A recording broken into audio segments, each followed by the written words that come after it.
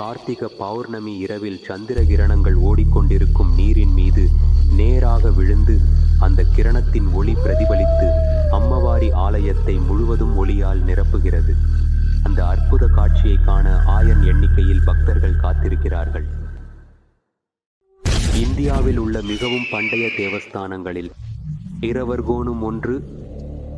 விஷ்ணு, ஈஸ்வர, பிரம்மா திரிமூர்த்திகள் ஒரே ஆலயத்தில் பிரதிஷ்டிக்கப்பட்ட இந்த பகுதி பிரசித்தி பெற்றது. அது கூட ஒரே ராத்திரில் ஒரே முறையில் 3 திரிமூர்த்திகளுடன் கூடிய மொத்தம் 8 தேவஸ்தானங்கள் கட்டப்பட்டுள்ளன. எங்கும் காணாத விதத்தில் திரிமுக அம்மவாரி விக்கிரகம் கொலுவு தீர்க்கப்பட்டுள்ளது.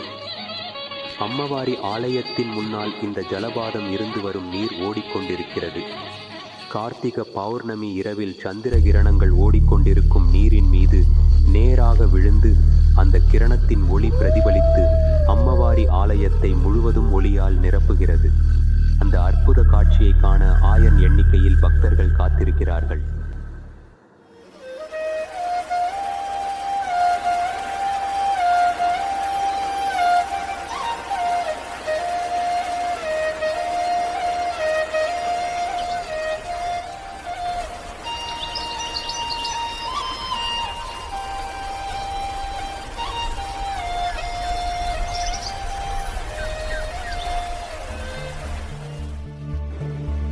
அந்த அளவுக்கு சிறந்த சிற்பக்கலையில் முந்தைய பல்லவர்களின் காலத்தில் கால் பைரவர் என்ற மகா சக்கரவர்த்தி மேற்கொண்டது.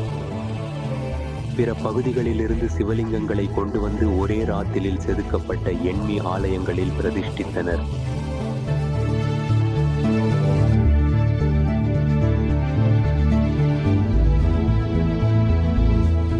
இங்கு கொலுவு தீர்க்கப்பட்ட சிவலிங்கங்கள் சுப்பிரசித்த க்ஷேத்திரங்களில் உள்ள சிவலிங்கங்களை ஒத்திருக்கின்றன.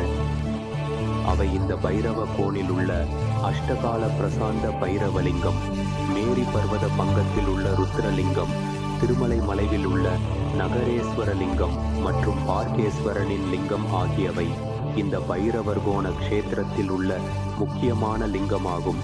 இது பார்க்கேஸ்வரனின் லிங்கமாகும். ராமநாதபுரம் கடற்கரை பகுதியில் உள்ள ராமேஸ்வரலிங்கம், திரீசைலத்தில் உள்ள மல்லிகார்ஜுனம், மந்திர பர்வதத்தில் உள்ள பக்ஷாதலிங்கம், காஷி கங்கா கடற்கரையில் உள்ள காஷி விஸ்வேஸ்வரலிங்கம் என்ற பெயர்களுடன் பிரதிஷ்டிக்கப்பட்டுள்ளன. அந்த சிவலிங்கங்களுக்கு எதிரில் நந்தி விக்கிரகங்களும் அழகாக அமைக்கப்பட்டுள்ளன. ஒவ்வொரு சிவலிங்கத்திற்கும் காவலராக விஷ்ணு, பிரம்மா மூர்த்திகளை சேர்க்கப்பட்டது. மூவரும் திரிமூர்த்திகள் சேர்ந்து உள்ள மிகவும் பழமையான புண்ணிய கஷேத்திரமாக இந்த பகுதியில் வரலாற்றில் இடம்பெற்றுள்ளது.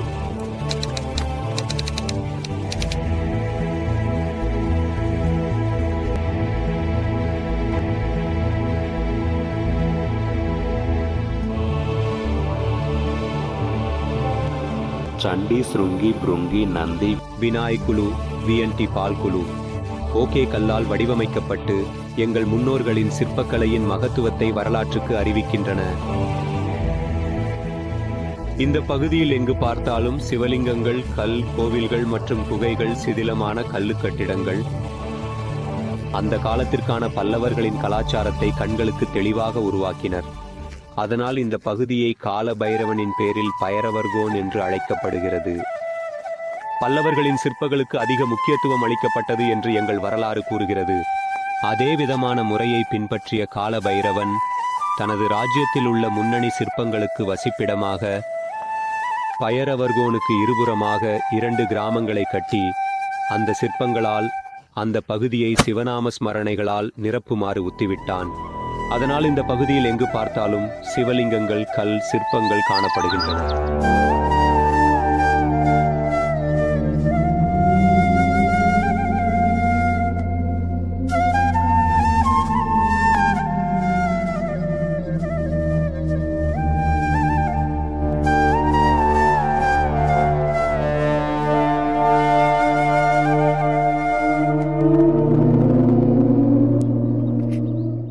அந்த சிற்பங்களுக்கு பைரவன் கட்டிய அந்த 2 கிராமங்கள் இன்னும் அப்படியே உள்ளன. அந்த கிராமங்களை முந்தைய காலங்களில் 2 திண்ணல்கள் என அழைத்தனர். ஆதினிலே தற்போது அழைக்கப்படும் நெமலிதின்னே மற்றும் போடாவுலத்தின்னே இந்த கிராமங்கள் பயரவர்கோனுக்கு இரு புறங்களில் சமாந்தர தூரத்தில் கட்டப்பட்டன.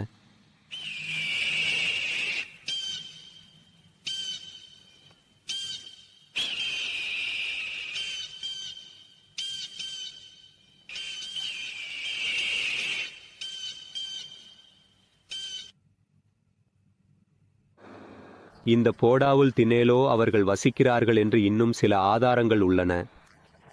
100 ஆண்டுகள் பழமையான சிந்தவனங்கள், ஆவணத்தில் காணப்படும் கல் கட்டிடங்கள் மற்றும் சிதிலமான ராமாலயம் இன்னும் காணப்படுகின்றன. அந்த கிராமத்தில் சிற்பிகளின் குடும்பத்தினர் ஆவுகளை அதிக அளவில் வளர்ப்பதால் அது நான் போடாவுல் என்று அழைக்கப்படுகிறது. பயரவர்கோன சிகரத்தில் கல்லால் கட்டப்பட்ட ஆவுல தொட்டி இன்னும் காணப்படுகின்றது. நீர் கிடைக்காத கோடை காலத்தில் பொருட்களை இங்கேவே வைக்கிறார்கள். இந்த பகுதியில் 101 காலனியில் கோடி நொக்கு சிவலிங்கங்கள் உள்ளன என்பது நம்பிக்கை. ஆனால் பாகுபாட்டான லிங்கத்தின் பின்னணி ஒரு மென்மையான நீர்வீழ்ச்சி கோவிலுக்கு வெளியே தொடர்ந்து ஓடுகிறது.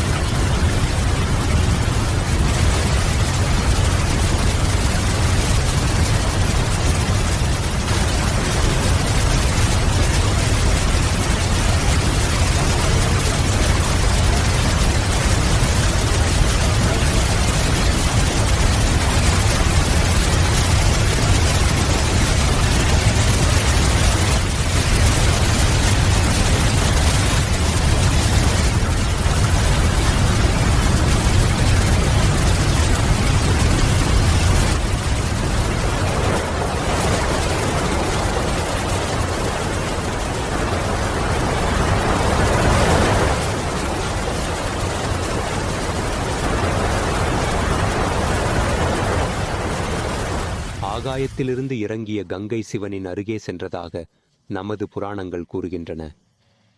அந்த புராணங்களுக்கு பிரதிபலிப்பாகவே இந்த பைரவர் கோன்கள் நீர்வீழ்ச்சிகளாக உருண்டு வரும் கங்கை சிவாலயத்தை குடிக்கின்றன. பைரவகோனில் உயரமான 3 உச்சிகள் மற்றும் அற்புதமான நீர்வீழ்ச்சி உள்ள தேவாலயங்கள் காணப்படுகின்றன. ஆனால் அதற்கு மிஞ்சிய இயற்கையின் அழகுகள் மற்றும் மனித அறிவுக்கு அடைய முடியாத பல ரகசியங்கள் இங்கு மறைந்துள்ளன என்பது தெரிகிறது.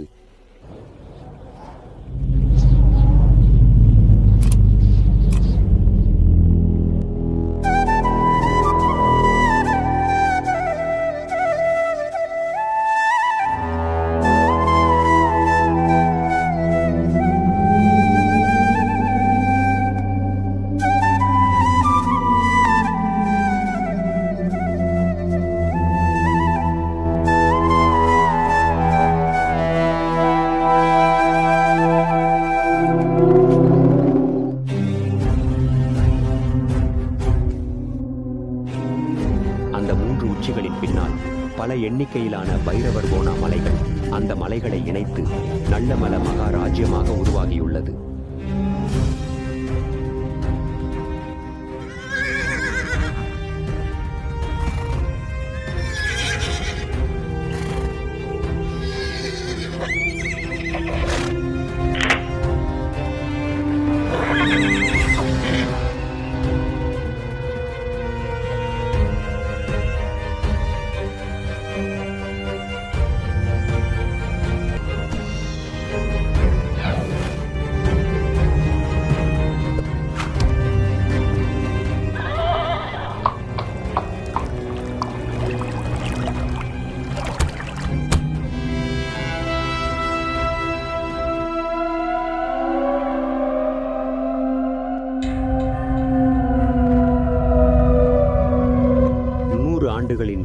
கொண்ட பைரவர் கோனுக்கு மிக அருகில் உள்ளது உதயகிரி.